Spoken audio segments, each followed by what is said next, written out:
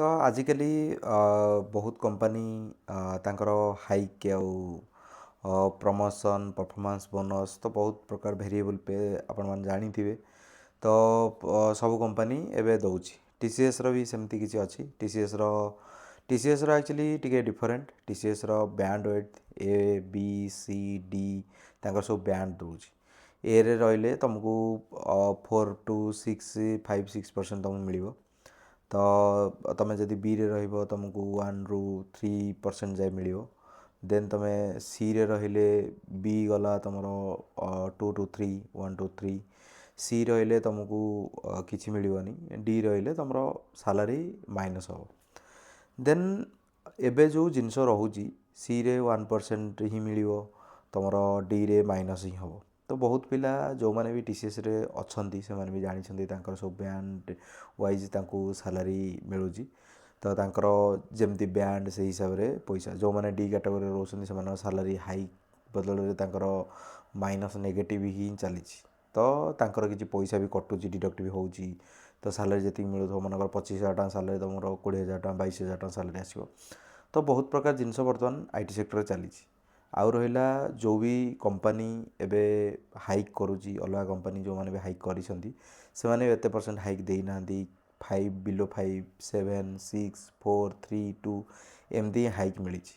ତ ରେୟାର କେସ୍ରେ ଯେଉଁମାନେ ମାନେ ପରଫର୍ମାନ୍ସ, ଯେଉଁମାନେ ଆଉଟଷ୍ଟାଣ୍ଡିଂ ପରଫର୍ମାନ୍ସ କରୁଛନ୍ତି, ଦେନ୍ ତାଙ୍କୁ ଅଲଗା କମ୍ପାନୀରେ 1 to 5 ରହୁଛି। ତ ତାଙ୍କୁ 5, ଯିଏ ଆଉଟଷ୍ଟାଣ୍ଡିଂରୁ ଆଉଟଷ୍ଟାଣ୍ଡିଂ କରୁଛନ୍ତି 5, ତା ତଳକୁ ଯେଉଁମାନେ ରହିଲେ ନର୍ମାଲ୍ ଏକ୍ସପେକ୍ଟେଡ଼ରୁ ଟିକେ ଅଧିକ ଭଲ କରିଛନ୍ତି ତାଙ୍କୁ 4, ମିଟ୍ ଏକ୍ସପେକ୍ଟେସନ୍ 3, 2 ରହିଲା ତୁମକୁ କିଛି ମିଳିବନି, 1ରେ ତୁମେ କିଛି ପାଇବନି। 1 ମାନେ ତୁମେ PIP, 1 2 ମାନେ ତୁମେ PIP ଲେବୁଲ୍ ହଉ, ଅଲଗା କମ୍ପାନୀରେ PIP ହଉ।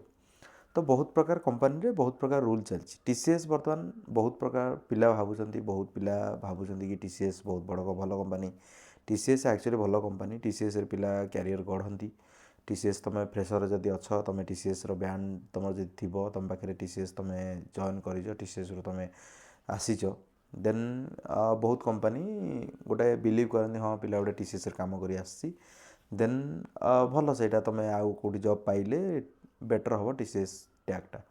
ତାପରେ ରହିଲା ତୁମେ TCS ଯଦି ବି ତୁମେ ଜଏନ୍ କରିବାକୁ ଚାହୁଁଛ, ତୁମେ ଫ୍ରେଶରରେ ଅଛ, ଜବ୍ ମିଳୁନି, ତୁମେ କ୍ୟାମ୍ପସ୍ ପାଇଛ କି କିଛି ବି ତୁମେ ପାଇଛ, TCS ଜଏନ୍ କର ବେଟର୍। 1 2 ଇୟର୍ 3 ଇୟର୍ ରହିବ। ଦେନ୍ ତାପରେ ତୁମେ ସୁଇଚ୍ କରିଦେବ, କାହିଁକିନା TCSରେ ଏତେ ସାଲାରୀ ହାଇକ୍ ନଥାଏ। TCSର ତୁମକୁ ଜବ୍ ଷ୍ଟାବିଲିଟି ଅଛି। ତୁମେ ଆରାମସେ TCSରେ ରହିପାରିବ। TCSରେ ତୁମକୁ ମିଳିଯିବ ସବୁକିଛି, ପ୍ରୋଜେକ୍ଟ ବଗେରା ସବୁକିଛି ମିଳିଯିବ।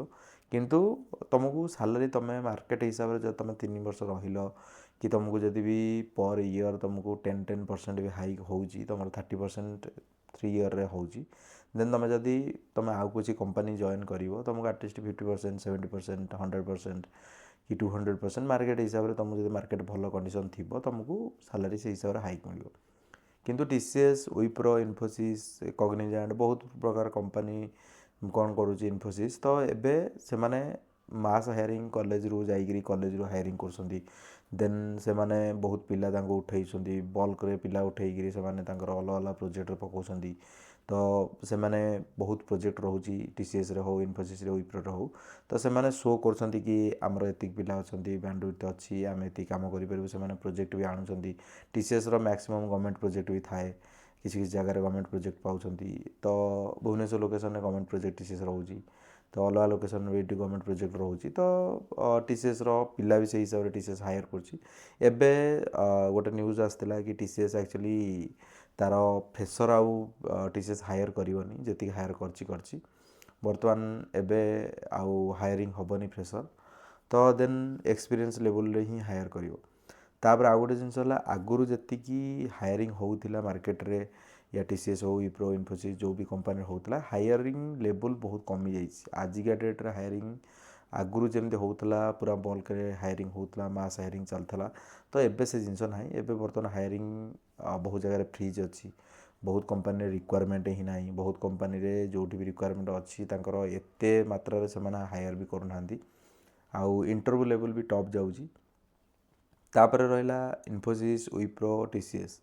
ତ ସମସ୍ତେ ଜାଣିଛନ୍ତି ବିଗ୍ କମ୍ପାନୀ, ବଡ଼ ନାଁ, कंपनी आम पाइले टैग बाजिले तो बहुत प्रकार एक्सपीरियंस तुम गेन कर विथ तुम कॉर्पोरेट वाइज तुम फास्ट कंपनी भी होपर तुम सेठू बाहरिक अलग कंपनी भल भल कंपनी तुम ऑफर भी मिल जाव कहीं तुम टीसीएस इन्फोसिस विप्रो आसीच तो से बहुत पिला जो मैंने भी कॉलेज पास आउट हुए से गोटे ड्रीम थाई कि आम किसी ये कंपनी आम आटलिस्ट बजेला आम धीरे धीरे ग्रो करवा जिनस शिखा तो तुम जो गोटे फ्रेशर आसुच गोटे कंपनी तुम फ्रेशर जॉइन कर तुम जान तुमको कौ प्रोजेक्ट काम मिल देन तुम धीरे धीरे कंपनी जॉइन कलापर तुमको डिफरेंट डिफरेंट प्रोजेक्ट मिलूँ डिफरेंट डिफरेंट तुम काम मिलूँ देन तुम से हिसाब से तुम जो फ्रेशर आसो एक्सपीरियंस 2-3 ईयर रहा तुम से लेवल रे ही तुम क्यारियरटा आगू को गढ़ी चलो देन से गोटे कंपनी टैग बाजिले आ गए इन्फोसिस विप्रो टीसीएस से पिला क्यारियर बहुत से कंपनी मैंने गढ़ी तो बहुत से कंपनी पिला करी तो से पिला से कंपनी भल पाती कि हाँ आम गोटे कंपनी ये कंपनी आम यही कंपनी गले बेटर हम आम क्यारियर कर किंतु एबे जो जिनस सब चली बैंड ABCD बैंड तांकर पार्शियलिटी क्या रखिए ए बैंड रे क्या रखिए बी बैंड रे क्या रखिए सी बैंड रे क्या रखिए डी बैंड रे तो से हिसाब से पिला पैकेज मिलूँ पैकेज पैसा ही मिलूँ तो सैलरी मिलूँ तो से हिसाब से ही भेरी कर तो से बहुत पिला छाड़ी जाऊँगी बहुत पिला फ्रस्ट्रेट हो जाती टीसीएस उपर बहुत पिला कौन कर अलग प्रोफाइल देखुं आउ जो मैंने भी रहीगले बहुत दिन है टीसीएस रोचे से रहा पड़ो कहीं फेर पाठ पढ़ फेर इंटरव्यू दियो कहीं एमती ना जे तुम सांगे सांगे तुम छाड़ तुम अधिक एक्सपीरियंस हो जाए तुम अलग कंपनी सब पाई तुमको से प्रोफाइल तुम जो प्रोफाइल जॉब कर से प्रोफाइल तुम पाठ पढ़ा पड़ो पाठ पढ़ी तुमको इंटरव्यू 3-4-5टा राउंड इंटरव्यू क्रैक करा पड़ो तापर देन तुम ऑफर पाइब तापर तुम ऑफर क्रैक करने को बहुत टाइम लगे तापर ऑफर पाइला तुम से कंपनी तुमको भल लगुच ना ना कंपनी तुमको नौच ना ना तापर तुम जाए जॉइन कर बहुत प्रकार फैक्टर रोचे तापर टीसीएस हाइक हो कि अलग कंपनी हाइक हो मार्केट एवं जेहेतु सिचुएसन भल ना मार्केट रे एबे एते हाइक मिलूनी तो नॉर्मल हाइक कि ए ईयर जो एबे मिड ईयर जाइए तो मिड अप्राइजल रे जोड़ा जार जून साइकिल रोची मे जून रे साइकिल रोची अप्रैल मे जून तो सही साइकिल रे बर्तमान ए ईयर 2026 रे एते भी कंपनी भल परफॉर्मेंस कला परे भी कंपनी किसी कंपनी लॉस चलती किसी कंपनी बेनिफिट अच्छी तो बहुत प्रकार स्टार्टअप जो मैंने भी स्टार्टअप काम कर हाइक मिलेनी आ जो मैंने एमएनसी काम कर आज पर तांकर परफॉर्मेंस हिसाब से हाइक मिली किंतु आजिका 2026 मसीह बर्तमान ए जो 2026 मार्केट तो ये भल ना तो से बर्तमान कंपनी हाइक से भाया देनी क्या 2% 5% 7% यही भाया लेवल रे ही मिली देन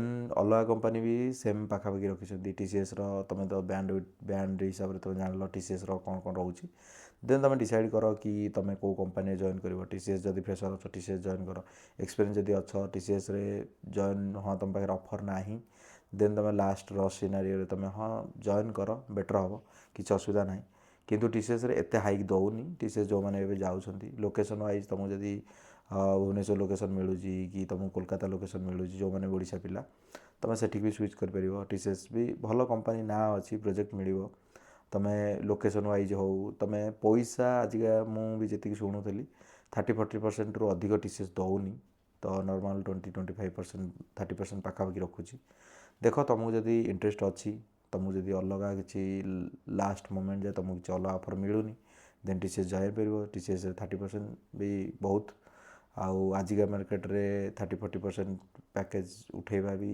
गोटे बड़ डिफिकल्टी कथा तो एत पैसा कहीं दौना मार्केट रे तो जेहेतु तुम पाखे आउ अलग किसी ऑफर ना देन तुम टीसीएस जॉइन कर जदि तुम आराम से 2-4 वर्ष रही 2-3 वर्ष तापर तुम स्विच कर आउ टीसीएस भी एत खराब कंपनी नुह भाई से कंपनी बहुत पिला क्यारियर गढ़ी से कंपनी बहुत पिला यूके यूएस फॉरेन कंट्री भी बुली ऑनसाइट जाकि प्रोजेक्ट काम करी तो यही वीडियो टीसीएस हाइक 2026 केमती कौन तांकर बैंडविड्थ रे हाइक होची केमती कौन कंपनी चलती कंपनी एवं बहुत मना कर देछि कि फ्रेशर हायर करनी तो मार्केट सिचुएशन हिसाब से आगू कौन हम कि जना ना बर्तमान मार्केटर अपडेट यहीटा ही थिला थैंक यू ऑल।